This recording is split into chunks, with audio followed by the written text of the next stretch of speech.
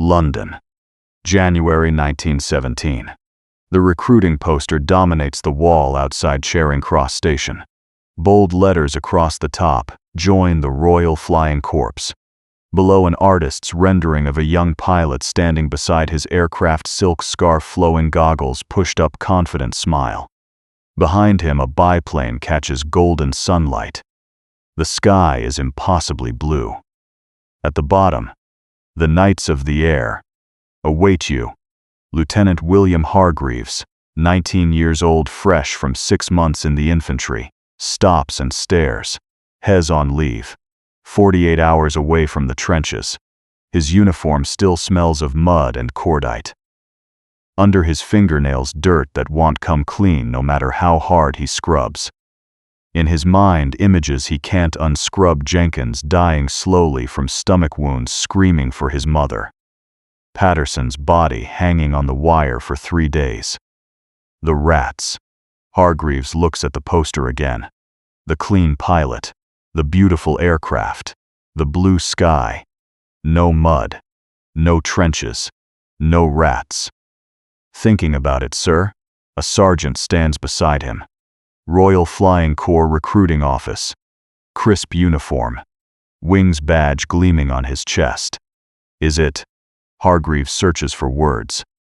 "Is it really like that? Like the poster?" The sergeant's smile is practiced. "Better, sir. Much better. You're an officer already. Perfect candidate. Pilots live like gentlemen. Beds with sheets.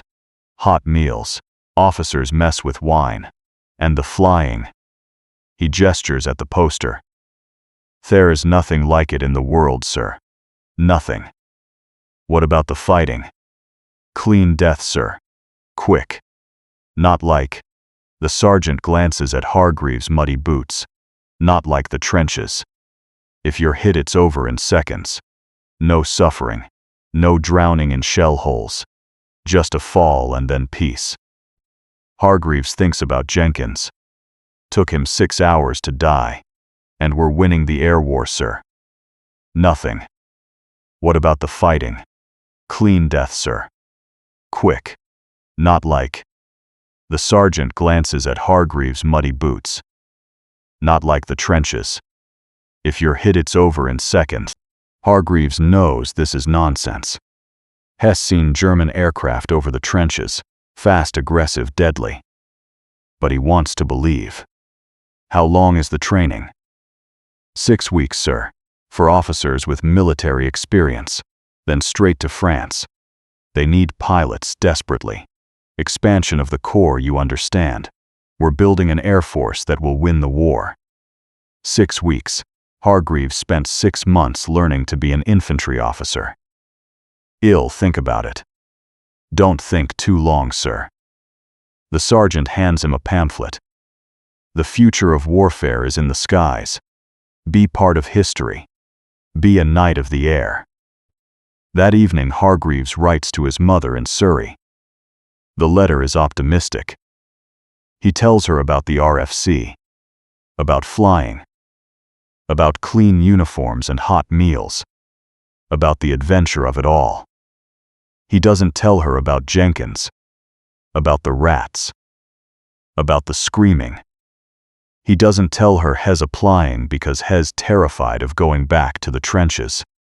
3 days later, his application is accepted. Training begins February 1st. RFC. Training School, Oxfordshire. February 1917.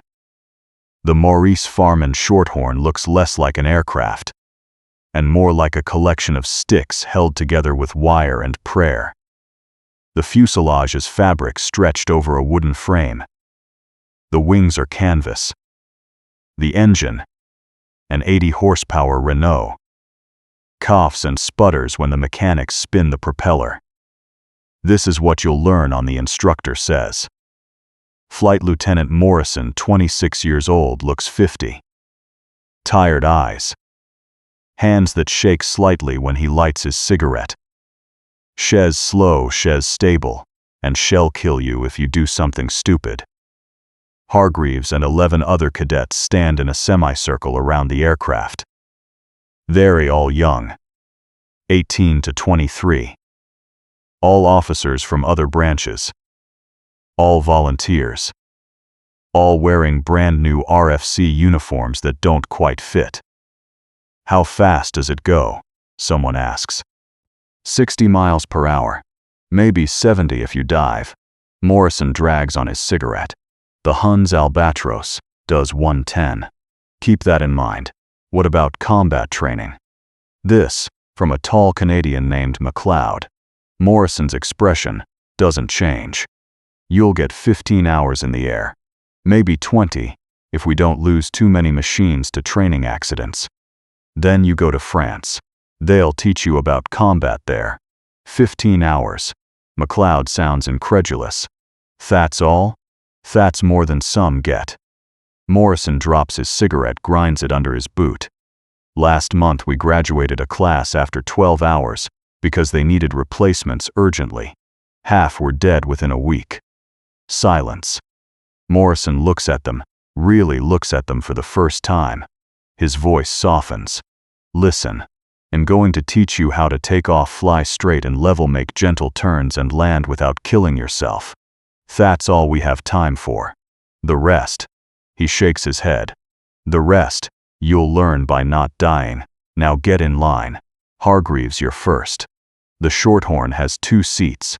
Instructor in front, student behind. The cockpit smells of castor oil and canvas. Hargreaves straps in hands, already sweating inside his leather gloves. Morrison climbs into the front seat. Controls are simple. Stick forward, nose goes down. Stick back, nose goes up. Stick left, left wing drops. Stick right, right wing drops. Rudder pedals control yaw. The throttle is on your left. Clear. Clear, sir. Good. Don't touch anything. The mechanics spin the propeller. The engine catches roars to life. The entire aircraft vibrates. Hargreaves grips the sides of his seat. Morrison advances the throttle. The Shorthorn begins rolling forward across the grass. Faster. The tail lifts. The ground falls away. They're at flying. Hargreaves' first thought. This is incredible. His second thought. This is terrifying. The ground is 60 feet below. The wind tears at his face. The engine howls. The aircraft bucks and sways with every gust. Morrison banks the Shorthorn gently. Hargreaves' stomach lurches. They fly for 20 minutes. Morrison demonstrates basic maneuvers. Climbs, descents, turns. Then he brings them back to the aerodrome, lines up on the grass strip, and lands with barely a bump. Not bad, Morrison says as they climb out. You didn't vomit. Some do. You're up again tomorrow. Solo by day 5 if you show promise. Over the next week, Hargreaves learns to fly. The basics anyway. Taking off is manageable. Just open the throttle and pull back on the stick when you have speed. Landing is harder. Too fast and you'll flip. Too slow and you'll stall and drop like a stone. On day 6, Morrison climbs out of the front seat. Take her up. Fly a circuit. Land. Try not to crash. Hargreaves' hands shake as he advances the throttle. The Shorthorn accelerates. The tail lifts. The ground drops away. Hez alone in the sky. The feeling is indescribable. Terror and exhilaration in equal measure. He climbs to 500 feet, flies a wide circuit around the aerodrome, then lines up for landing. The approach is terrible. Hez too high, too fast. He throttles back, pulls back on the stick. The Shorthorn's wheels hit hard. The aircraft bounces, hits again. Bounces again. Then settles onto the grass and rolls to a stop. Morrison is waiting. That was dreadful. But you're alive. Do it again. By the end of February, Hargreaves has 15 hours and 20 minutes of flying time. He can take off, fly level, make coordinated turns, and land without crashing more often than not. He has never fired a machine gun from an aircraft. He has never practiced combat maneuvers. He has never flown in formation. He has never learned how to escape a diving attack. On the last day of training, Morrison gathers the remaining cadets. Started with 12, now 9. 2 washed out. 1 killed in a training accident. Spun in on final approach aircraft disintegrated. "You're going to France tomorrow," Morrison says. His voice is flat. "Some advice. Don't get comfortable. Don't make friends with the other pilots. Half will be dead in 2 weeks. Don't learn anyone's name. Don't volunteer for anything. And for God's sake, don't be heroic. Heroics get you killed." McLeod raises his hand. "Sir, what are our chances?" Morrison lights a cigarette. Takes a long drag. Looks at the 9 young faces staring at him. "Honestly, about 1 in 3 of you will survive your first month. Maybe 2 will make it to 60 days. After that," he shrugs, "after that, you're just tempting fate. But we'll have better aircraft in France, right?" This from a nervous boy named Wilkins. "Better than these trainers." Morrison's laugh is bitter. "No, you'll have worse. Much worse." Saint-Omer, France. March 12, 1917. The train from Calais takes 4 hours.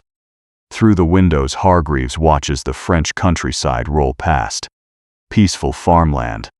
Villages with church steeples. Woods bare of leaves in the late winter cold. Then gradually the landscape changes. Shell craters appear in the fields. Houses with walls blown out.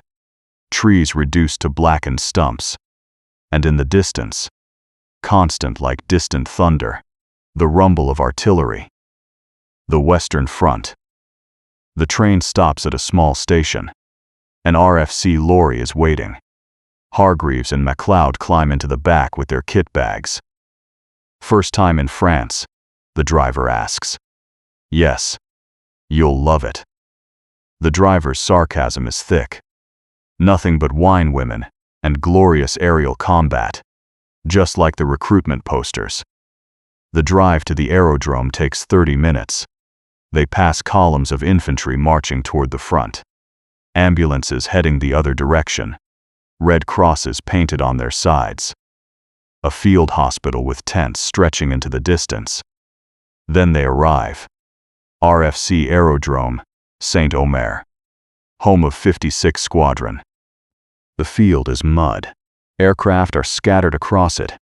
BE.2E biplanes, mostly with a few older Newport Scouts. Ground crews swarm over the machines, patching bullet holes, replacing fabric, coaxing engines to life.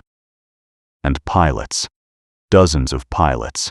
Some young, some old. All with the same tired eyes Hargreaves saw on Flight Lieutenant Morrison. "New meat," someone says as Hargreaves and McLeod walk toward the operations hut. Squadron Commander Major Richard Colwell is 31 years old. His uniform is worn. His face is gaunt. When he shakes Hargreaves' hand, his grip is weak. "Welcome to 56 Squadron," Colwell says. His voice is hoarse. "How much flight time do you have?" 15 hours, sir." "Christ." Colwell rubs his face. 15 hours. They're sending me 15-hour pilots now. Last month it was 20. Month before that 30. We're scraping the barrel. I'm a quick learner, sir." "You'd better be." Colwell pulls out a roster. "You're assigned to B flight. 6 aircraft when we have 6 that are serviceable. You'll fly reconnaissance missions. Artillery spotting, photography, observation. The BE.2E is slow, unarmed except for a single Lewis gun for the observer, and handles like a pregnant cow. The Hun loves them. Easy targets. What about fighters, sir?" "We have 3 Newport Scouts. They're assigned to A flight. You need at least 50 combat hours before we'll let you near a fighter. Most pilots don't live that long." McLeod clears his throat. "Sir, how long do pilots usually survive?" Colwell's smile is grim. "Depends. If you're lucky and careful, maybe 2 months. If you're very lucky and very careful, maybe 6. If you're very unlucky." He shrugs. Some don't make it through their first patrol. He leads them outside, points to the aircraft scattered across the field. See those BE.2Es? Obsolete. Introduced in 1912. 5 years old. 70 miles per hour top speed. The German Albatros fighters do 110. They can climb faster, dive faster, turn tighter. They have 2 machine guns to our 1, and they're flown by pilots with hundreds of hours of combat experience. Then why do we fly them? Hargreaves asks. Because they're what we have. Colwell's voice hardens. And because General Trenchard believes in offensive operations. We fly over German territory every single day. Rain, shine, fog. Doesn't matter. The RFC maintains constant reconnaissance for the Army. That's our job. That's why you're here. Even though we're outmatched? Especially because we're outmatched. Colwell lights a cigarette. Trenchard's doctrine: we maintain pressure on the Hun at all costs. Keep them defensive. Keep them worried. Keep them from attacking our observation aircraft freely.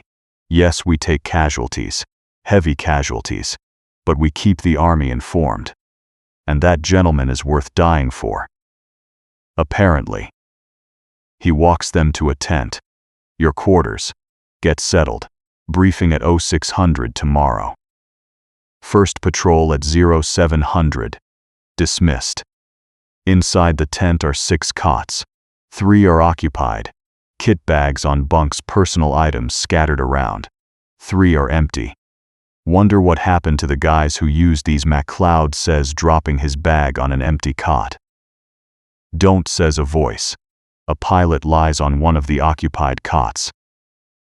22, maybe 23. Dark circles under his eyes. Hands clasped behind his head, staring at the canvas ceiling. Don't what? MacLeod asks. Don't wonder. Don't ask. Don't learn their names. The pilot doesn't move. Morrison was right. Don't make friends. This tent had 6 pilots 2 weeks ago. Now it's got 3. Tomorrow, if you see an Albatros, run. Don't try to fight it. You'll lose. If you see a red Albatros, run faster. That's Richthofen's Jasta. They're artists. We're amateurs. Patterson pulls a flask from his pocket, takes a long drink. And write your letters home tonight. Tomorrow, you might not get the chance.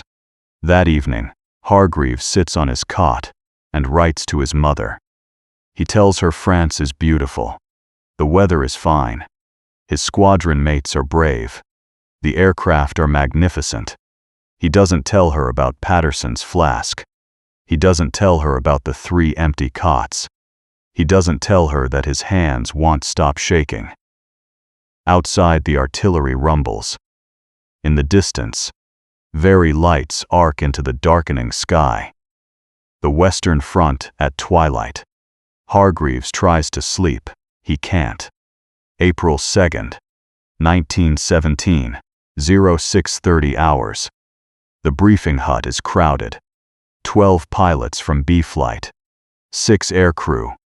Observers wool-man the Lewis guns. Major Colwell stands at the front, beside a map of the front lines. Gentlemen, the Battle of Arras begins in 1 week. Colwell taps the map.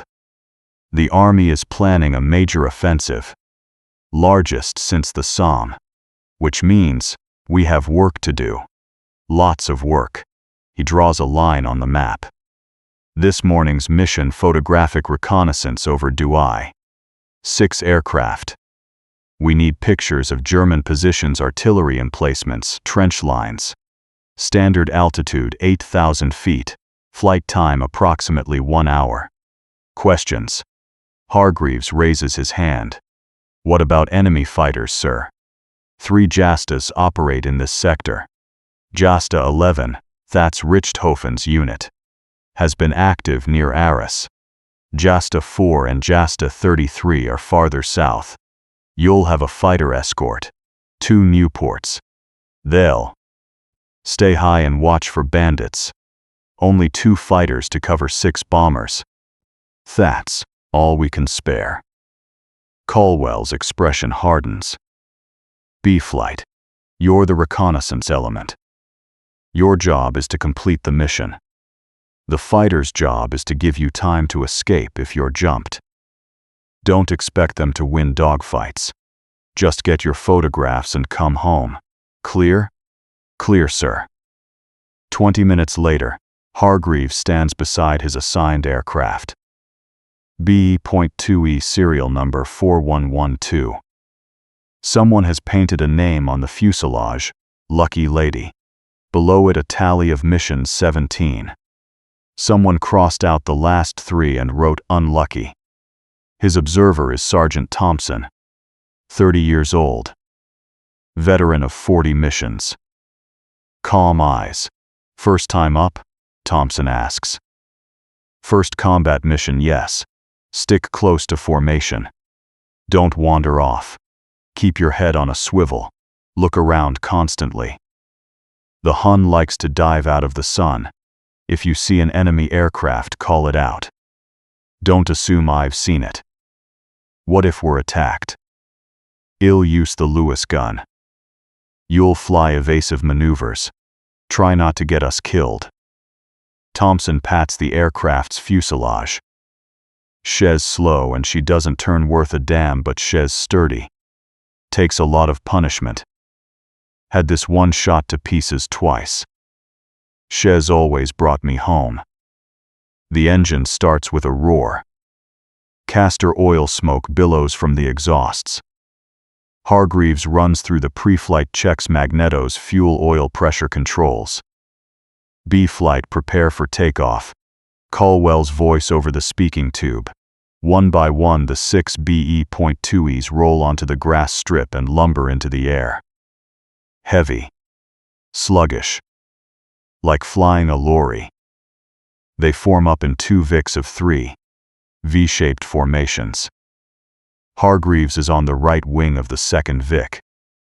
The Newport fighters circle overhead, small and agile compared to the lumbering BE.2Es. They climb slowly to 8,000 feet. Takes 20 minutes. The cold at altitude is brutal. Wind tears at Hargreaves' face despite his goggles. His hands, even in leather gloves, go below. The landscape transforms. Green fields and villages give way to a brown wasteland. The front line. Miles of trenches zigzagging across the earth. Shell craters everywhere. No man's land. A dead zone between the opposing armies. Crossing the lines, Thompson calls out. Black puffs appear around them.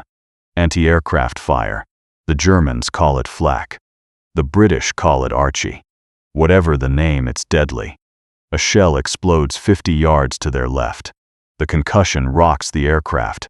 Shrapnel tears through the air with a sound like tearing canvas. Hargreaves' grip tightens on the stick. His heart hammers. Every instinct screams at him to turn around, go back, get away from this madness. But the formation continues forward. Into German territory. Thompson leans over the side with his camera, taking photographs of the trenches below. The Lewis gun swivels on its mount, ready. Bandits.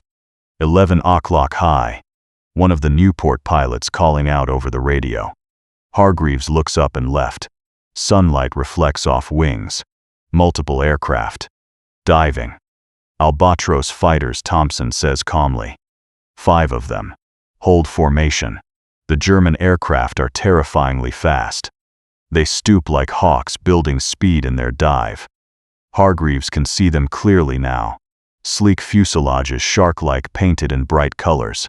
The Newports climb to intercept. 2 against 5. It's over in seconds.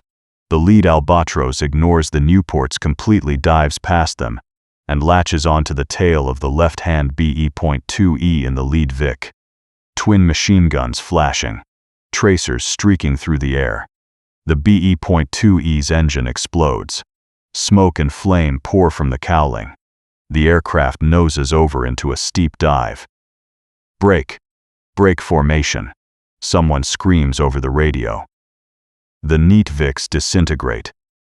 6 BE.2Es scatter in 6 different directions. An albatross latches onto Hargreaves. "Hes on us," Thompson shouts. Hargreaves throws the stick left. The BE.2E wallows into a turn, slow and ponderous. The albatross follows effortlessly, closing the distance. Thompson swings the Lewis gun around, fires a burst. The gun jams. Stoppage. Clearing. The albatross opens fire. The sound is like hail on a tin roof. Bullets punch through fabric, snap wires, crack wood. The windscreen beside Hargreaves' head shatters. Something hot stings his cheek. Splinter or bullet fragment, he doesn't know. He shoves the stick forward.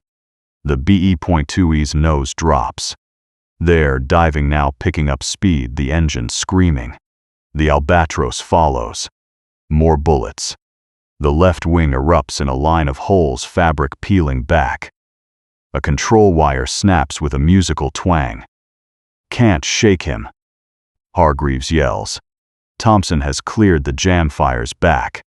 But the Lewis gun's range is shorter than the albatross Spandaus. Hes shooting at a target 200 yards away. Hitting nothing. The ground rushes up. They're at 4,000 feet now. 3,000. Diving nearly vertical. Hargreaves pulls back on the stick. The BE.2E shudders, protests, but slowly. Too slowly. Pulls out of the dive. The albatross zooms past them, too fast to follow. It climbs away, looking for another target. "Hes gone," Thompson says. "Hes. Christ. There's another one." A second albatross diving from above. But this time they're low. Only 2,000 feet. Almost down to the trenches. Hargreaves doesn't think. Pure instinct. He shoves the stick forward again, dives toward the deck. British trenches ahead. If he can reach them. The albatross fires. A long burst. Hargreaves feels impacts. Thuds against the fuselage, like someone hitting the aircraft with a hammer. Then they're over the trenches. British soldiers look up, waving. The albatross breaks off, climbing back toward German territory. Won't risk getting too far over British lines. Hargreaves levels off at 500 feet. His hands are shaking so badly he can barely hold the stick. His breath comes in ragged gasps. "You hit." "No." "But the aircraft's shot to pieces. We need to land. Now." An emergency strip behind the lines. Hargreaves brings the crippled BE.2E in more of a controlled crash than a proper landing. The undercarriage collapses. They skid across the grass in a shower of sparks and come to rest in a heap. Hargreaves climbs out on shaking legs. Thompson is already out, walking around the aircraft, assessing damage. 47 bullet holes. 47. Engine damaged. Wings shredded. Tail surfaces torn. Undercarriage broken. "Shall never fly again," Thompson says. "But she got us home. Told you she was lucky." A lorry arrives an hour later to drive them back to St. Omer. They arrive at 1400 hours. 6 aircraft went out on the mission. 4 came back. The missing 2 shot down over German territory. Crews killed. No parachutes. Evening casualty report: 56 Squadron. Lost 4 aircraft today. 2 from B flight. 2 from C flight on a different mission. 8 men dead. 12 replacement pilots arrive before sunset. Hargreaves has been in combat for 8 hours. He feels like Hes aged 8 years. April 9th, 1917. Dawn. The Battle of Arras begins at 0530 hours. British artillery opens fire with the largest bombardment since the Somme. The sound is apocalyptic. Even 40 miles from the front lines at St. Omer. Aerodrome, the ground shakes with each salvo. Major Caldwell's briefing is brief. "Gentlemen, the army is going over the top. Every squadron in the RFC will be flying today. Maximum effort. B flight. You're on artillery spotting. C flight photography. A flight fighter patrol. Well, be flying 4 sorties each. Questions. No one speaks. What is there to ask? Good. First takeoff in 15 minutes. Over the next 12 hours, Hargreaves flies 4 missions. 4 times he takes off. 4 times he flies over German lines. 4 times he returned. Second mission, photographic reconnaissance over Arras. Heavy anti-aircraft fire. 2 aircraft damaged. Both limp home. Third mission, observation patrol over Monchy.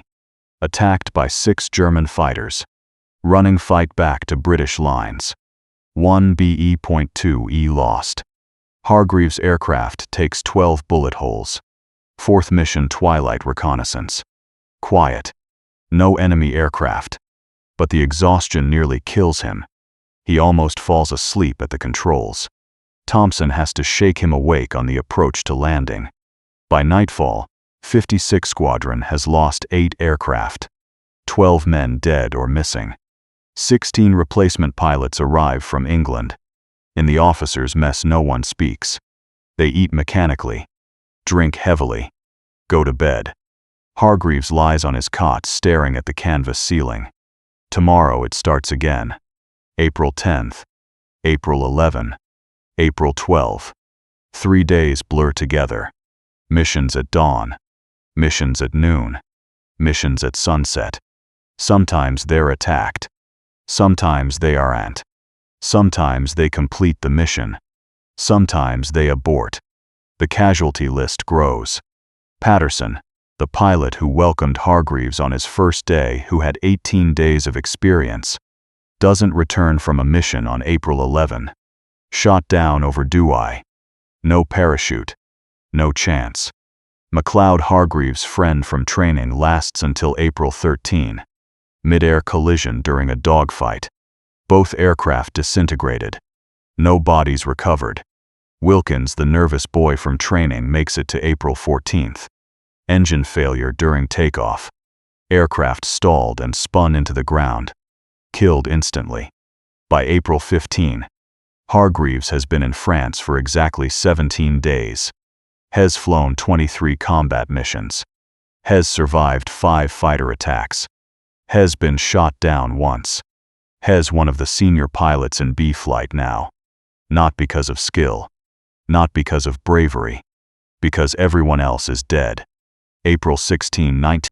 Gentlemen, he says. Voice hoarse. We've been given new orders from Wing. Increase tempo of operations. The Army needs constant reconnaissance during the battle. That means we're flying 5 sorties per day. Per pilot. Someone groans. Colwell's expression doesn't change. I know. I argued against it. Wing doesn't care.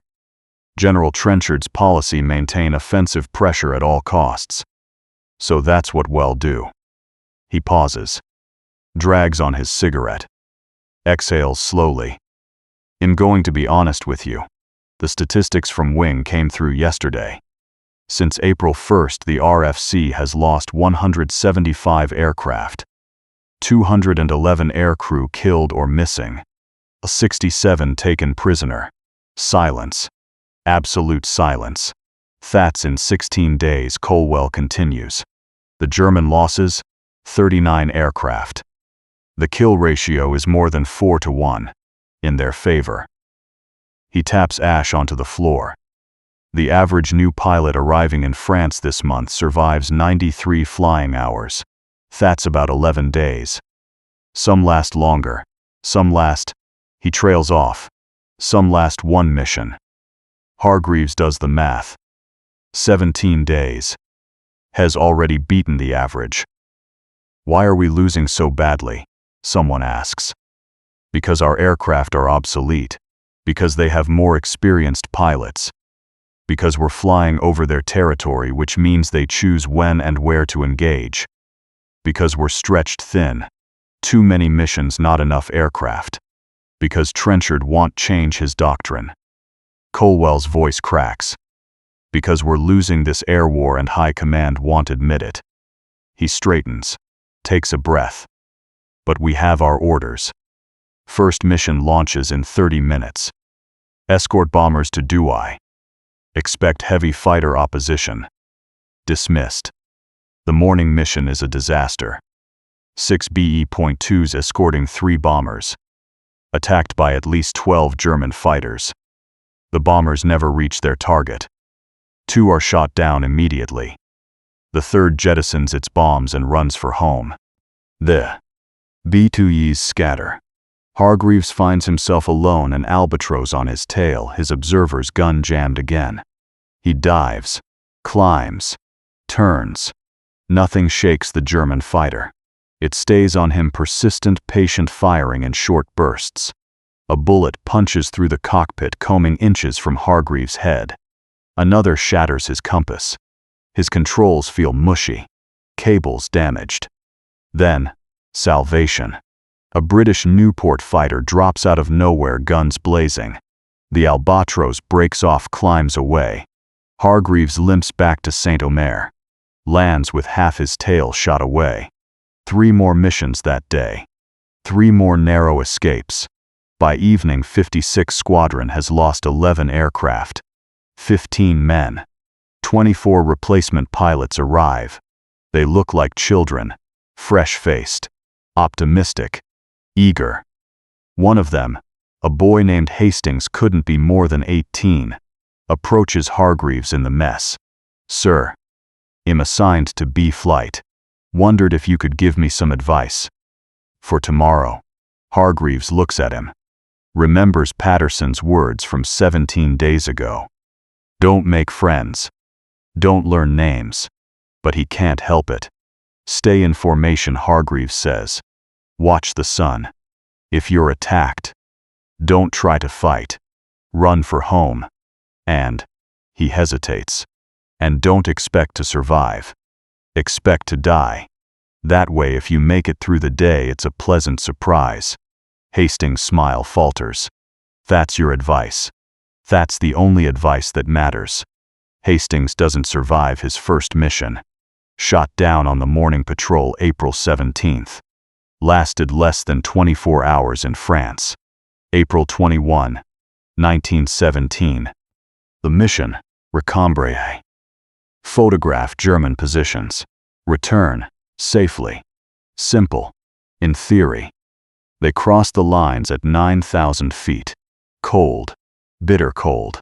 Hargreaves can barely feel his hands on the stick. His goggles are frosting over. Below, the Western Front spreads out like a brown scar across the landscape. Shell craters. Trenches. Death. Photographs complete, Thompson calls from behind. We're good. Let's go home. Hargreaves begins a gentle turn back toward British lines. Bandits. 6 o'clock high. The call comes from Wilcox, flying right wing. Hargreaves looks back up into the sun. Aircraft. Many aircraft. Diving. But these aren't camouflaged. These are painted. Bright colors. Red, blue, green, yellow. Circus aircraft. Jasta 11. Richthofen's unit. And leading them a scarlet Fokker Dr. I triplane. The Red Baron himself. Break formation. Scatter. Hargreaves shouts into the radio. Too late. The German fighters hit like a thunderbolt. Coordinated. Precise. Professional. The first BE.2E explodes. Direct hit to the fuel tank. A ball of orange flame, then pieces tumbling through the air. No parachutes. No survivors. Hargreaves throws his stick hard left. The BE.2E wallows into a turn. Thompson's Lewis gun chatters behind him. Short bursts, conserving ammunition. A yellow albatross flashes past so close Hargreaves can see the pilot's face. Young. Grinning. 2 on our tail. Thompson yells. Hargreaves looks back. 2 albatross fighters working together. 1 high, 1 low. Classic pincer. He dives. The BE.2E picks up speed, wings groaning under the stress. The ground rushes up. 7,000 feet. The red triplane closes with impossible speed. Short burst from its twin, Spandaus. Wilcox BE.2E shudders. Another burst. The engine stops. Wilcox aircraft noses over into a dive. Trailing smoke. No flame, just smoke. Maybe hell make it down alive. Maybe. The triplane doesn't follow. It pulls up, climbs back to altitude looking for the next target. Efficient. Professional. Ruthless. Hargreaves is at 3,000 feet now. The two Albatros fighters are still on him. One pulls alongside, 200 yards away, matching his speed. Showing off. The pilot looks across at Hargreaves, waves, then peels away, toying with him. The second Albatros closes in. Hargreaves can hear the guns over his engine noise, a ripping sound like tearing fabric. Bullets punch through his right wing, through the fuselage. Through. "Im hit," Thompson shouts. Hargreaves risks a glance back. Thompson is clutching his shoulder, blood seeping through his fingers. The Lewis gun hangs useless on its mount. How bad? Bad enough. Get us down. Hargreaves shoves the nose down. Full dive now. The engine screams. The airspeed indicator reads 140 miles per hour. Far beyond the BE-2 is safe speed. The wings are shaking. Something is going to break. The Albatros follows for a few seconds, then breaks off. Maybe out of ammunition.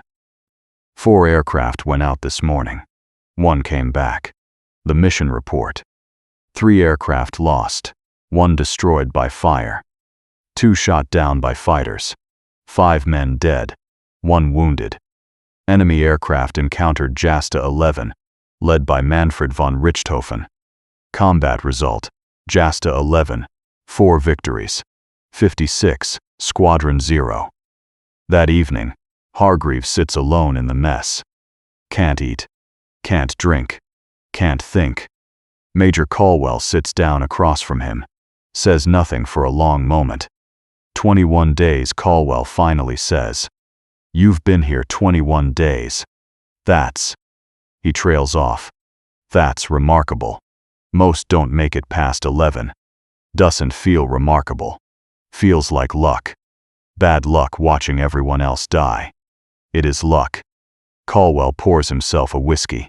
Downs it. All of it is luck. Skill matters. A little. Experience matters. A little. But mostly it's luck. You were in the right place when the Albatros went after someone else. You dove when you should have climbed. You turned left when you should have turned right. Pure chance. Then what's the point? The point, Caldwell says, refilling his glass, is that we're buying time. Every reconnaissance photograph we take the Army uses. Every artillery observation we make saves British lives on the ground. Every day we contest the skies, we're forcing the Germans to keep fighters here instead of somewhere else. We're losing. Badly. But we're fulfilling the mission. At what cost? Caldwell meets his eyes. At any cost. That's Trenchard's policy. That's our orders. We maintain offensive operations regardless of casualties. He stands. Get some rest. Tomorrow it starts again. But Hargreaves can't rest. Can't sleep. Every time he closes his eyes he sees the red triplane. Sees Wilcox aircraft going down. Sees the yellow Albatros pilot grinning. Has been in France for 21 days. Has aged a lifetime. April 25, 1970. His new observer is a kid named Riley, 18 years old. Arrived yesterday. This is his first mission. You scared? Hargreaves asks. Terrified, sir. Good. Fear keeps you sharp. Don't be brave. Brave gets you killed. Riley nods, though he clearly doesn't understand. He will. If He lives. Today's mission is ambitious. Deep penetration raid on a German aerodrome near Douai. The Plan 9 BE.2 WES will bomb the airfield, destroying German aircraft on the ground. Simple. Suicidal. Major Caldwell leads the briefing. He looks like a ghost. Hasn't slept in days. Hands shake continuously now. The Germans have been hitting us hard, Caldwell says. We're going to hit back. Show them we can strike deep. Show them we're not afraid. Someone laughs. Bitter. Humorless. Everyone knows this is madness. Well, have fighter escort, Caldwell continues. 4 Nieuports. They'll provide top cover until we reach the target. 4 fighters to protect 9 bombers. Against how many German aircraft? 20? 30? Takeoff in 15 minutes. Questions? No questions. What would be the point? Hargreaves climbs into his cockpit. Runs through the pre-flight checks mechanically. Everything is automatic now. Muscle memory. The 9 BE.2 WES form up and climb to 10,000 feet. The 4 Nieuports circle overhead like sheepdogs guarding a flock. Utterly insufficient. They cross the lines at 0715. Anti-aircraft fire immediately. Heavy. Accurate. Black puffs bracket the formation. 15 miles into German territory. 20. 25. Bandits. Multiple bandits. All around us. The radio erupts in panicked voices. Hargreaves looks around. His blood turns to ice. German fighters. Everywhere. Above, below, to the sides. At least 15 of them. Maybe 20. Just as 4. The second follows. Shredded by 3 Albatros fighters attacking simultaneously. Abort! Abort the mission! Caldwell's voice desperate. The formation disintegrates. Every pilot for himself. Jettison bombs. Turn for home. Run. Hargreaves shoves the throttle forward. The BE.2E accelerates. Slowly, far too slowly. An Albatros latches onto his tail. Riley swings the Lewis gun around, fires. The gun jams immediately. Hargreaves hears him cursing, trying to clear it. Bullets walk up the fuselage. Thud, thud, thud. The control stick jolts in Hargreaves' hand. Cables hit. The rudder pedals go sloppy. Hez losing control. He kicks hard left rudder. What's left of it? The BE.2E skids sideways. The Albatros overshoots, pulls up for another pass. Riley has cleared the jam, fires a long burst. Incredibly hits. The Albatros trails, smoke breaks off. But 2 more are diving. Hargreaves doesn't think. Can't think. Pure instinct takes over. He noses down, diving toward the deck. 8,000 feet, 6,000, 4,000. The German fighters follow.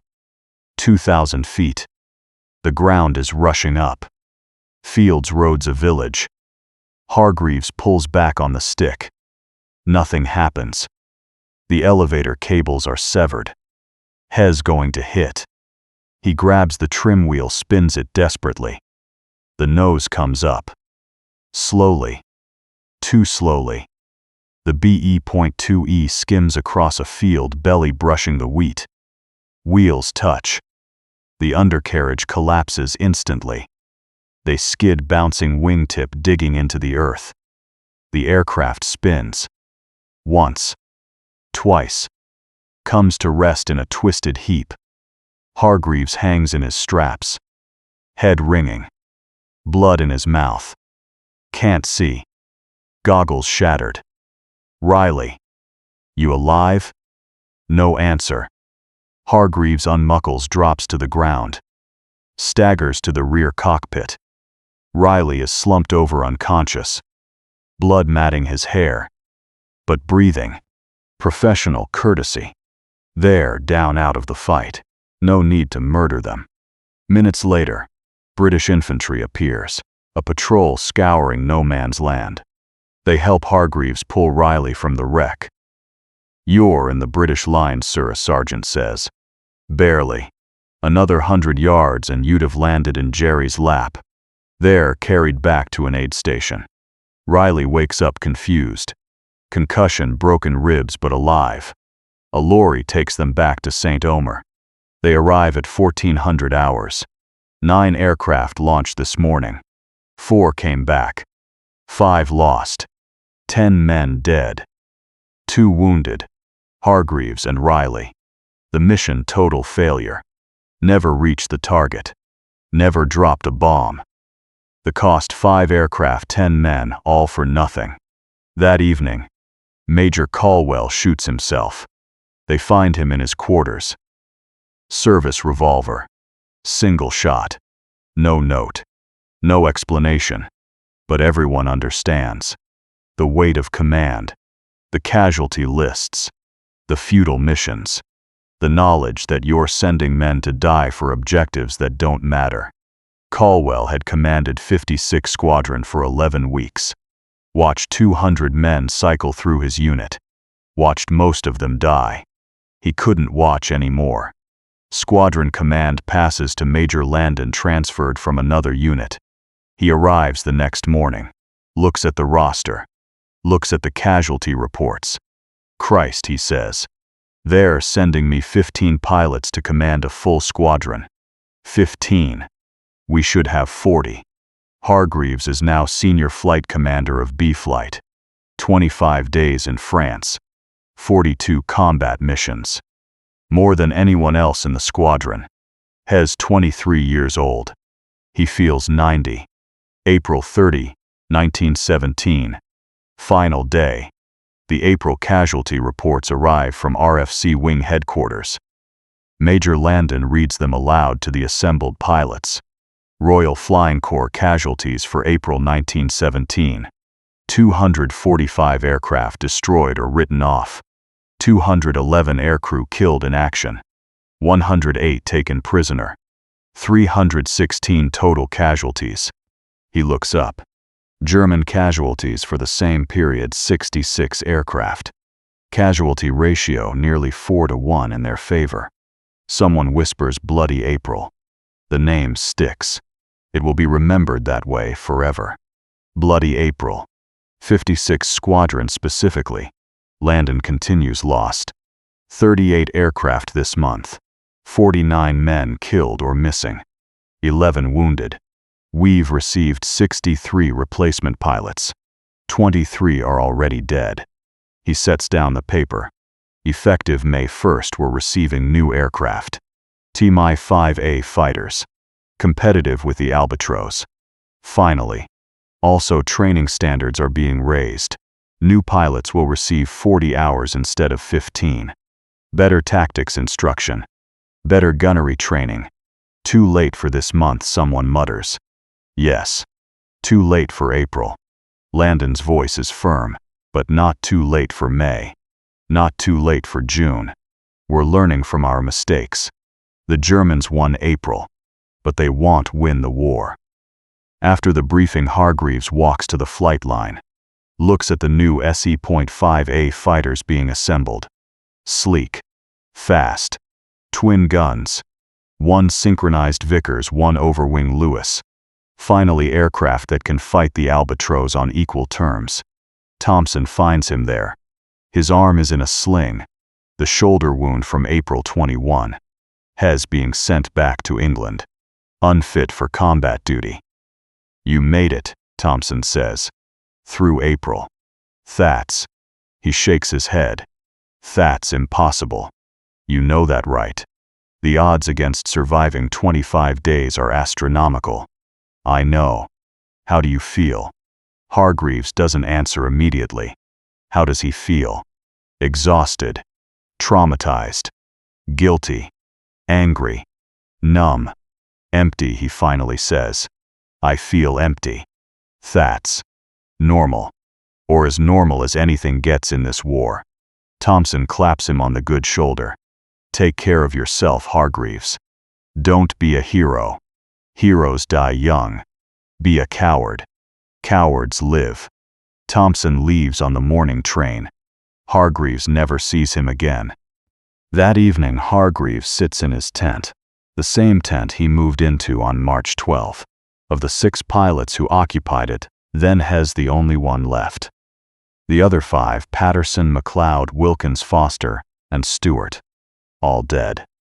The new occupants are strangers, fresh from England, eager, optimistic. They ask Hargreaves questions. He answers mechanically. Doesn't have the energy to tell them the truth. The truth is most of them will be dead in 2 weeks. The truth is flying combat in April 1917 was a death sentence. The truth is the generals promised glory and delivered slaughter. But he doesn't say these things. He just says, stick close to formation. Watch the sun. Don't be brave. They don't understand. They will, if they live. May 8, 1917. Morning. Hargreaves takes off in an SE.5A for the first time. The difference is immediate. Fast. 130 miles per hour faster than the Albatros. Agile. Tight turns, responsive controls. Armed. Twin guns finally able to fight back. It feels like a miracle. The mission is a fighter patrol over Arras. 4 SES.5As. Looking for trouble. They find it. 3 Albatros fighters attacking a British reconnaissance aircraft. This time the fight is even. The SE.5As dive in, guns blazing. Hargreaves gets on the tail of an Albatros, fires a burst. Sees fabric tear. Sees the German fighter break off, smoking. Not a kill, but damage. Progress. The British reconnaissance aircraft escapes. Mission successful. For the first time since arriving in France, Hargreaves feels something other than dread. Not quite hope, but not despair either. Maybe things are changing. Over the next weeks they do change. The SE.5A proves itself in combat. British pilots start winning fights. The Sopwith Camel arrives, even more maneuverable. The casualty ratio begins to even out. By late summer, the RFC achieves something close to air superiority. Not dominance, but parity. The lessons of Bloody April are being learned. Better aircraft, but the cost has been paid. In blood. In young lives cut short. Hargreaves survives. Against all odds, he survives. Flies 96 combat missions. Shot down 3 times. Wounded twice more. Awarded the Distinguished Flying Cross. But survival isn't victory. Not really. He carries April with him for the rest of his life. The faces, the names, the friends who didn't come home. Patterson, McLeod, Wilkins, Thompson, Colwell, and so many others. London, November 1968. William Hargreaves is 70 years old. White-haired. Stooped. His hands shake. Age not fear, though sometimes he wonders if there's a difference. His grandson Michael, 16 years old, sits across from him in the parlor. A school project on World War I. Michael has discovered his grandfather flew in the RFC. Granddad, they say you were a fighter pilot. In the war. Observer pilot mostly. Then fighters later. Yes. What was it like? Was it glorious? Like the films. Hargreaves is quiet for a long time. Outside, London traffic rumbles. The city rebuilt after the Blitz. 2 world wars survived. Civilization persists. No, he finally says. It wasn't glorious at all. But you were a hero. You have medals. I was a survivor. Not the same thing. Michael pulls out a notebook. My teacher said pilots in World War I had short life expectancies. Is that true? Very short. In April 1917, the average new pilot survived about 11 days. Some sources say 17 days. 93 flying hours was the official statistic. Michael's eyes widen. 11 days. That's all? That's all. We lost 245 aircraft that month. Over 300 men. The worst month of the air war. Hargreaves stares at his hands. I was there. I survived. Most didn't. Why was it so bad? Bad aircraft, bad training, bad tactics. We were flying obsolete machines against superior enemies. And the generals. He stops. Even after 50 years, the anger is there. The generals had a policy. Aggressive offensive operations at all costs, regardless of casualties. They called it maintaining pressure on the enemy. We called it murder. But you kept flying. What choice did we have? Desert? Face a firing squad? No. We flew because those were our orders. We flew because we believed, stupidly naively, that we were doing something important, that the reconnaissance photographs mattered, that the artillery observations saved lives on the ground. Did they? Maybe. I don't know. I hope so. Because if they didn't, Hargreaves trails off. If they didn't, then it was all for nothing. All those young men. All those wasted lives. Michael scribbles notes. The recruiting posters called you Knights of the Air. Hargreaves laughs. Bitter harsh. Knights. Yes. That's what they promised. Glory in the skies. Clean death. Adventure. Romance. He leans forward. You want to know the truth about aerial combat in 1917? Hargreaves considers. No. Not regret exactly. If I hadn't volunteered for the RFC, I'd have stayed in the infantry. Probably died in the trenches. At least in the air I had some control over my fate. Illusion of control anyway. Would you do it again? God, no. Hargreaves walks to the window. If I knew then what I know now, I'd have refused. Taken the court-martial, gone to prison. Anything but April 1917. He turns back to his grandson. They promised us glory, Michael. They promised us we'd be heroes. They promised us the air war would be different from the trenches. Cleaner, nobler, more civilized. His voice hardens. They lied. It was just as brutal. Just as senseless. Just as wasteful. The only difference was altitude. Michael closes his notebook. Sorry, Granddad. I didn't mean to. No. It's fine. You should know. Your generation should know. Hargreaves sits back down. The history books call it the Great War. They talk about honor and sacrifice. They show the recruitment posters. The Knights of the Air. They make it sound romantic. He meets his grandson's eyes. But it wasn't romantic. It was horror. And the worst part? We knew. By April 1917, we all knew. Every new pilot who arrived knew his life expectancy was measured in days, not years. We knew the aircraft were obsolete. We knew the tactics were suicidal. We knew we were being sent to die. And you went anyway? And we went anyway. Because those were our orders. Because our friends were dying and we couldn't let them die alone.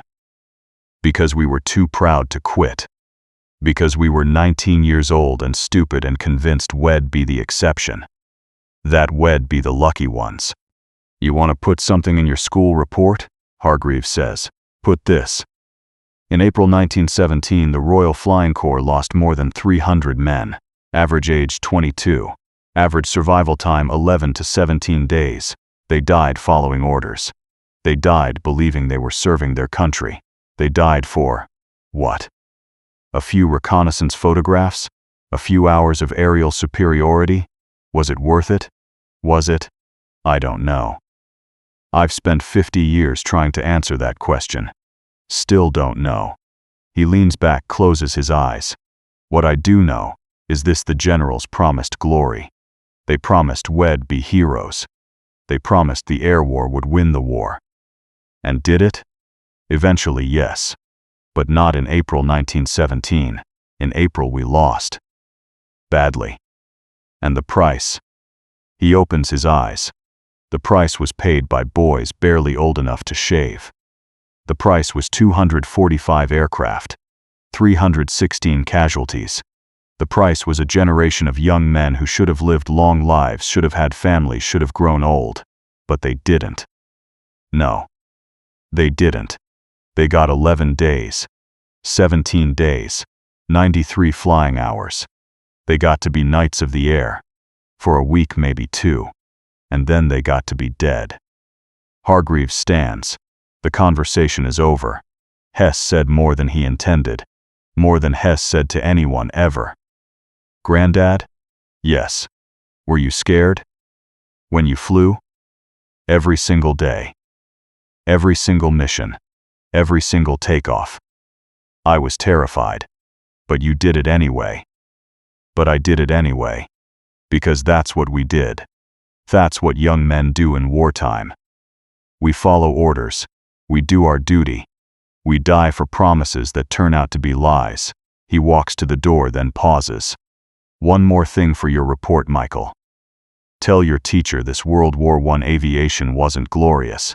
It wasn't romantic. It wasn't clean. It was young men in fragile machines sent to die by old men who called it strategy. The posters lied. The generals lied. The only truth was in the casualty lists.